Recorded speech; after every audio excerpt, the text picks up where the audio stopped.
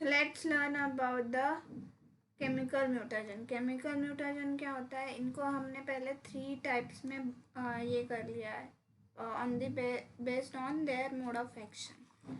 इनकी mode of action पे हमने इसको 3 टाइप्स में बांट लिया, डिवाइड कर लिया. Mutagens that effect non replicating DNA, जो कि डीएनए जो रिप्लिकेट ना हो रहा है उसको पहला हो गया. सेकेंडली जो बेस एनालॉग्स है, मतलब हमारे जो अमीनो एसिड्स है वो उनके जो सिमिलर स्ट्रक्चर वाला होगा, वो अगर जाके डीएनए का रेप्लिकेशन हो रहा हो, मतलब अगर हमने देखा थायमिन का अगर कोई बेस एनालॉग है, सिमिलरिटी वाला बेस है, अगर वो जाके यहाँ पे अटैच हो गया तो वो वाला एक म्यूटेशन हो गया. और फिर फ्रेम शिफ्ट म्यूटेशन हो गया, जो कि which is entered into DNA during the replication process और during the repairing process, which is intercalation cause of insertion और deletion of one arm of nucleotide pair. यहाँ पे इंसर्शन हो रहा है, बेस एनालॉग में इंसर्शन हो रहा है न्यूक्लियोटाइड का, और फ्रेम शिफ्ट में या तो इंसर्शन हो रहा है या तो डिलीशन हो रहा है, दोनों हो रहा है. यहाँ पे दोनों में से कोई एक हो रहा है. तो उस केमिकल म्यूटेजन है पहला नाइट्रस एसिड. नाइट्रस एसिड क्या करता है, which is acting on both replicating and non replicating DNA by oxidative deamination of base that have amino groups. अब एमिनो ग्रुप्स तो किसके पास है, साइटोसिन के पास है, यूरासिल के पास है, एडेनिन के पास है. तो ये तीनों पे ये एक्ट करेगा nitrous acid. The order of frequency of deamination is पहले एडेनिन पे होगा. एडेनिन के लिए ज़्यादा उसकी एफिनिटी रहेगी, फिर साइटोसिन की तरफ रहेगी, और फिर ग्वानिन की तरफ एफिनिटी रहेगी. ये स्ट्रक्चर्स अगर याद कर सको तो बहुत ही अच्छी बात है. रिएक्शंस भी याद कर सको तो अच्छी बात है. अगर नहीं कर सको तो जस्ट रिमेंबर अपने को लिखना है एडेनिन HNO2, फिर ये फॉर्म कर रहा है हाइपोक्सैंथिन प्लस साइटोसिन. ये रिएक्शन लिख देना. दूसरी है साइटोसिन HNO3 एक्ट करेगा नाइट्रस ऑक्साइड, ये बनाएगा यूरासिल एंड एडेनिन. तो ये लिख देंगे तो भी चल जाएगा, ऐसी वाली बात है, चल जाएगा वाली बात है. हाँ, ग्वानिन और फिर जैंथिन, इसके ग्वानिन से जैंथिन और साइटोसिन बन रहा है. ये होगी reaction.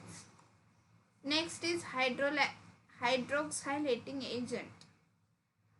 हाइड्रोक्साइलामाइन NH2OH has very specific mutagenic effect on DNA.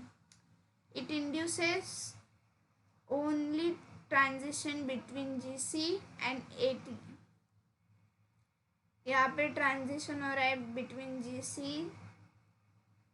and AT. It acts by hydroxylating amino NH2 group of cytosine.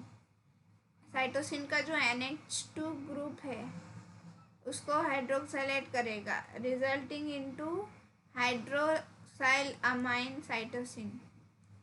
Cytosine का बन रहा है, देखो यहाँ पे देखते हैं, साइटोसिन लिखा हमने. अब इस रिएक्शन को ऐसे लिखो अगर स्ट्रक्चर याद नहीं कर सकते तो. Cytosine plus हाइड्रोक्साइलेटिंग amino,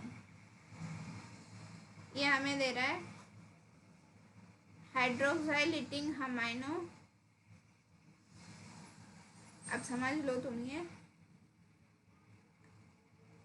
cytosine. हाँ,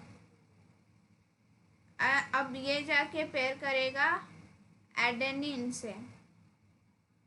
हाँ, और अब जब ये जाके एडेनिन से बाइंड करेगा साइटोसिन, तो यहाँ पे हमारा कन्वर्जन ट्रांजिशन हो रहा है between G and C and A and T. Okay, देखो यहाँ पे ये स्ट्रक्चर वाला दिया है, तो ये याद नहीं कर सकते तो कोई बात नहीं है। Next is third chemical agent mutagen is alkylating agent. Alkylating agent क्या कर रहा है, ये भी नॉन रेप्लिकेटिंग डीएनए पे एक्ट कर रहा है।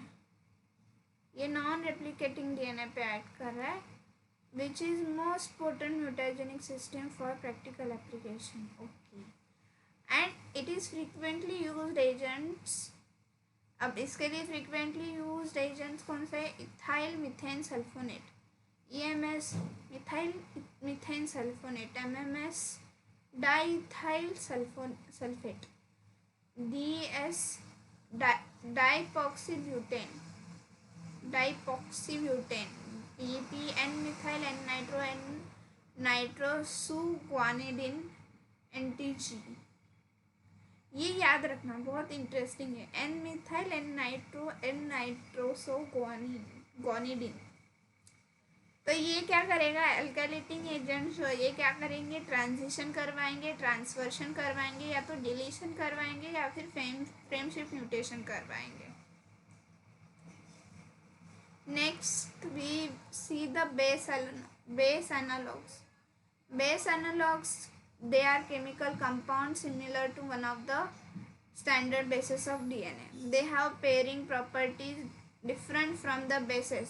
इनकी पेयरिंग प्रॉपर्टी डिफरेंट होगी, ये इंपॉर्टेंट चीज़ है। पेयरिंग प्रॉपर्टी क्या है, डिफरेंट है from the standard basis. They replace a standard basis and cause the stable mutation. हाँ, ये स्टेबल म्यूटेशन क्रॉस करेंगे। इसका टाइप्स एग्जांपल्स है फाइब्रोमोयूरैसिल एंड 2-aminopurin। ये याद रखना। अब इसमें है मैकेनिज्म ऑफ टॉटोमर्स। ये क्या है, rearrangement in distribution of electrons on purines and pyrimidine bases result in the formation of tautomers.